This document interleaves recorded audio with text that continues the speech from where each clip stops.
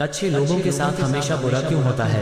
वहीं जो लोग बुरे कर्म करते हैं और अज्ञान की राह पर होते हैं वो खुशहाल दिखते हैं। श्री कृष्ण ने इसका जवाब गीता में दिया है। श्री कृष्ण ने अर्जुन को जवाब देते हुए समझाई है ये बात, लोगों को उनके कर्मों का फल हमेशा मिलता है। गीता सार, आपने महसूस किया होगा कि जो लोग अच्छे कर्म करते हैं वो परेशान रहते हैं, वहीं जो बुरे कर्म करते हैं वो खुशी से रह रहे होते हैं। अच्छे कर्म करने वाले परेशान होते हैं कि आखिर उन्हें इतनी परीक्षा क्यों देनी पड़ रही है, जबकि जो अधर्म की राह में है वो खुश हैं और जिंदगी का लुत्फ उठा रहे हैं। अगर आपके मन में भी ये सवाल आया है तो आज हम आपको इसका जवाब देंगे। ये जवाब वो है जो भगवत गीता में लिखा है और श्री कृष्ण ने अर्जुन को दिया था। भगवत गीता में वर्णित कथा के अनुसार जब भी अर्जुन के मन में कोई दुविधा होती थी तो वो श्री कृष्ण के पास पहुंच जाते थे। एक बार की बात है, अर्जुन भगवान श्री कृष्ण के समीप आकर कहा कि वो दुविधा में है और इसका जवाब वो श्री कृष्ण से चाहते हैं।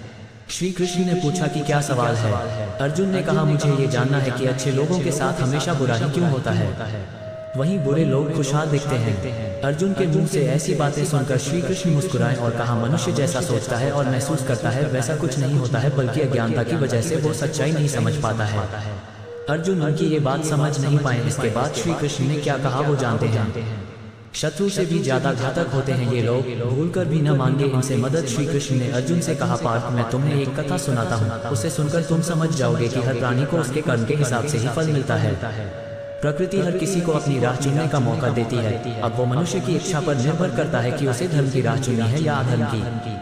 कथा शुरू करते हुए श्री कृष्ण ने कहा, एक नगर में दो पुरुष रहा करते थे। एक पुरुष व्यापारी था जिसके जीवन में धर्म की बहुत महत्ता थी। वो पूजा पाठ में यकीन रखता था। वो हर रोज मंदिर जाता था और दान धर्म भी करता था और हर रोज भगवान की पूजा करता था। वहीं दूसरा पुरुष बिल्कुल विपरीत था। वो हर रोज मंदिर तो जाता था लेकिन पूजा करने नहीं बल्कि मंदिर के बाहर से जूते चप्पल चुराने।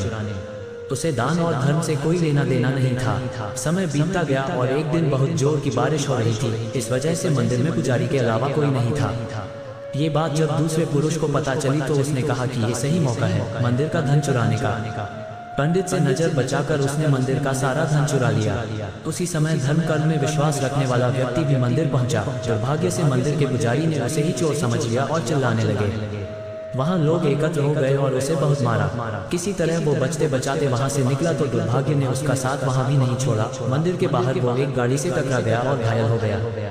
फिर वो व्यापारी लंगड़ाते हुए घर जाने लगा तो रास्ते में उसकी मुलाकात उस पुरुष से हुई जिसने मंदिर से धन चुराया था। उसने कहा, आज तो मेरी किस्मत चमक गई, एक साथ इतना सारा धन मिल गया। ये सब देखकर उसे बहुत बुरा लगा और उसने अपने घर से भगवान की सारी तस्वीरें निकाल दी।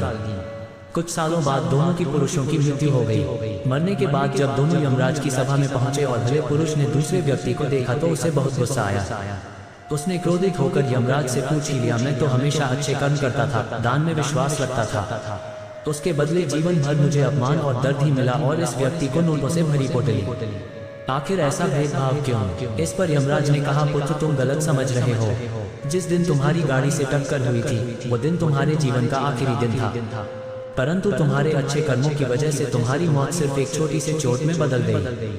तुम इस दुष्ट व्यक्ति के बारे में जानना चाहते हो। दरअसल इसके भाग्य में राजयोग था, मगर इसके कुकर्मों और अधर्म की वजह से वो सिर्फ एक छोटी सी धन की पोटली में बदल गया। प्रदोष व्रत में ऐसे करें, भोले बाबा को प्रसन्न पूरी होगी हर मनोकामना। कथा सुनाने के बाद श्री कृष्ण अर्जुन से कहते हैं, पार्थ क्या तुम्हें तुम्हारे सवाल का जवाब मिल गया? ऐसा सोचना कि भगवान तुम्हारे कर्मों को नजरअंदाज कर रहे हैं, ये बिल्कुल भी सत्य नहीं है। भगवान हमें कब क्या किस रूप में दे रहा है मनुष्य को समझ में नहीं आता है, मगर आप अच्छे कर्म करते रहें तो भगवान की कृपा हमेशा बनी रहती है। इसलिए अपने अच्छे कर्मों को बदलना नहीं चाहिए, क्योंकि उसका फल हमें इसी जीवन में मिलता है। इसलिए मनुष्य का फर्ज है कि वो हमेशा अच्छे कर्म करते रहें, क्योंकि श्री कृष्ण ने गीता में भी बताया है कि किसी के द्वारा किया गया कर्म बेकार नहीं जाता है, चाहे वो अच्छा हो या बुरा।